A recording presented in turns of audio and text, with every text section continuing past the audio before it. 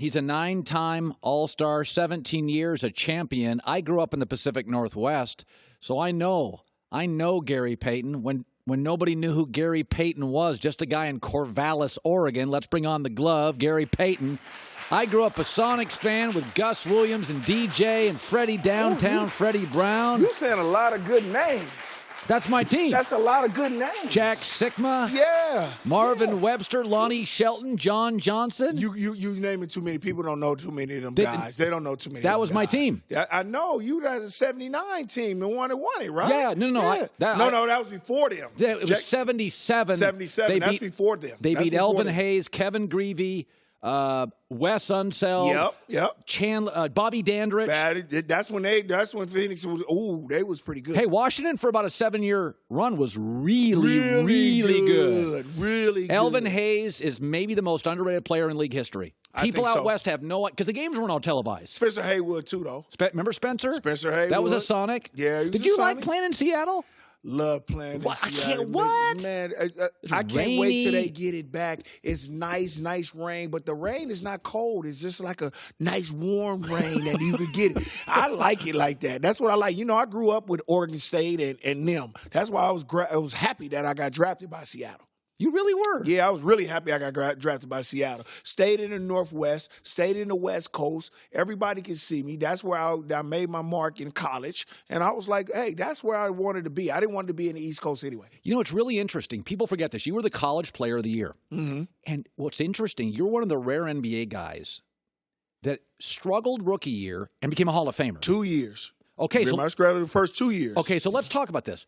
We watched Lonzo Ball, and I keep telling everybody, he's got something here. Let's slow down. Let's not kill this kid. Mm-hmm. And let's not get too high on Jason Tatum. Some of this could be Brad Stevens. Go back, Gary. You were college player of the year. You're one of the few guys that gave Michael Jordan a pain in the butt. 2 years into this league, you were scrapping. Right. Take me back to it. Why? Because I came in the league as that number 2 pick, and I was thinking about college. You got to understand, college, you only play against one good basketball player probably every 2-3 months, okay? Then you play against great players in the tournament. What Alonzo was doing the same thing as when UCLA, they had that great team, and they ran through everybody, and they were doing their thing, and then they ran into that Kentucky team who they beat earlier, but then that Kentucky team that got better at the end of the year, right? And they beat them. With Alonzo, what the problem is that he got put in the fire before he was supposed to be in the fire, and he has to prove himself. He has 3 great things about him that I like. I like that he has a great court vision. He got a court vision that I have never seen since Magic Johnson. Okay. He has a great knack for rebounding the basketball. He does. Just like a Jason Kidd. And they're not stat padding. They're not. He's grabbing them. He gets rebounds, and he can defend the basketball, and you can put him on a one-on-one situation, and he can stay in front of somebody. Pretty smart defender. Long. And then if you stay in front of somebody and he jumps and blocks a lot of shots what people don't understand. The only thing that he doesn't have to his game is the killer instinct to become a scorer instead of thinking he's a shooter. He really is a passer. He's not a shooter. He's not like that. He started off like Jason Kidd, passing the basketball as he's doing. But I think in this era right now, if he gets to the bucket, he got to turn that over and dunk it. He has to lay it up. He has to do what these kids do now.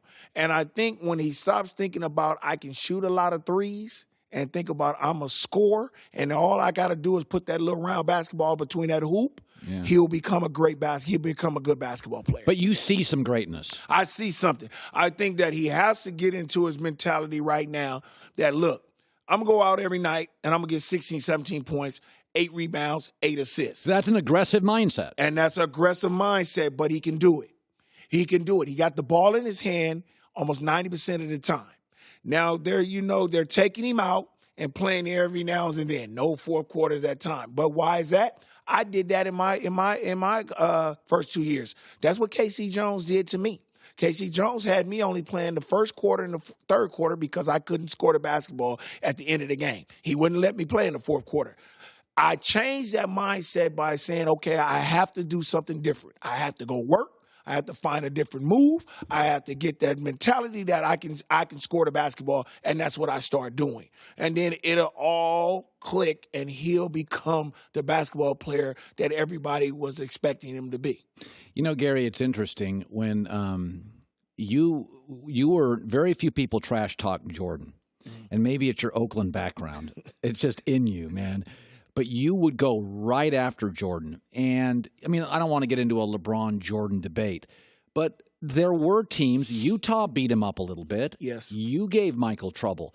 So let's not pretend that Michael didn't have off nights or off series. Yeah. By the way, he had a chance to close you guys out in a series in the finals twice, and he couldn't do it. In fact, I think you went down to Chicago. And you beat him. Right. What was the one? You know, everybody now knows LeBron's chinks, problems, and issues, and LeBron's not perfect. What were the slight holes in Michael's game? Well, you know what? He didn't have slight holes. I think you needed a guy that needed to get into him a lot. Michael was very, very competitive.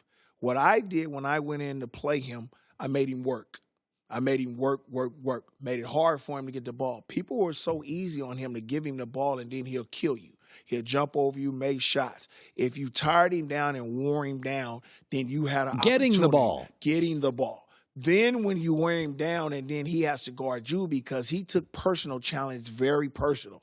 And then when I took him on the other end to make him work against me playing defense and playing against my offense, and then I can score and do the same things because he never seen nobody do the same thing to him as he did to other people. And then we start doing that. I mean, Joe Dumars did that a great deal. Joe Dumars was really, really good at that. Well, Joe was a great defender. Yeah, and he was you were a great defender. Yes. So, and Joe could shoot. Yes. So your takeaway was make it hard to get the ball. Right. And secondly, make him work on the other end. Absolutely. It's just like in this game now with Curry. You guys got to understand. Nowadays, the kids are conceived to just switching. Just letting great basketball players just play one-on-one with big men. That's comfortable. That is just crazy. I would be so comfortable with that. I would be like, my eyes would light up. I know Michael Jordan light up to go see Concac or somebody guard him every time off of a switch. But we didn't do that. We trapped him and got the ball out of his hand and got through picks and stuff like that. But that's just the way it is. You know what I'm saying? That's the new game. That's the new game. See, but Michael Jordan we was on an island by ourselves. I would always tell them, don't you ever switch on him, ever. If you switch on him, you better stay with him and let me stay with him, and we're going to make him throw the ball to somebody else. That's it. No switching. We're not switching nothing. I know that when I go over there, Detlef Schrempf can't guard Michael Jordan. I know that. So why would I want you to switch on to him? What you're going to do is you're going to talk to me. Either you're going to push up, or you're going to stay close to your man, let me slide underneath, or you're going to let me slide through it, or we're going to trap it. Whatever way is going to happen, but we don't let Michael Jordan beat us. Hi, everybody. Thanks for watching. Subscribe here to get the latest from the show. Also, be sure to check out more of the best clips from The Herd or go watch a few segments from other shows on FS1.